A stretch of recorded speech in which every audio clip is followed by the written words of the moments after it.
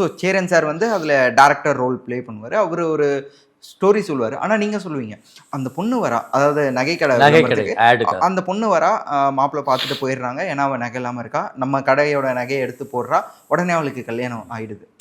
ஒரு corporate mind எப்படி இருக்கும் அந்த டைமில்? இப்போ நம்ம நிறைய பேர் அப்போ வந்து ஒரு கார்ப்பரேட் மைண்ட் எப்படி இருக்கும், ஒரு விளம்பரத்தை எப்படி எடுக்கிறாங்க, ஒரு அவங்க பொருளை எப்படி சேல் பண்ணுறாங்க, எப்படிலாம் மக்களுக்கு வந்து அதை பதிய வைக்கிறாங்கன்றத சின்னதாக ஒரு ஷார்ட்டில் எக்ஸ்பிளைன் பண்ணியிருப்பாங்க.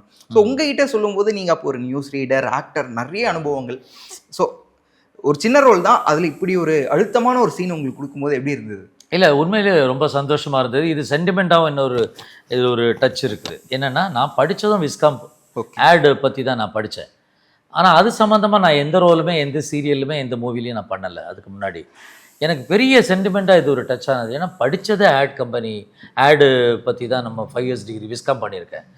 ஸோ அது சம்மந்தமாக வரும்போது எனக்கு ரொம்ப கனெக்ட் ஆச்சு. அது எனக்கு அந்த கேரக்டரை பண்ணுறதுக்கு ரொம்ப ஹெல்ப் பண்ணுச்சு. ஸோ அவர் உண்மையிலே வந்து சொன்னது இன்னொரு விஷயம்.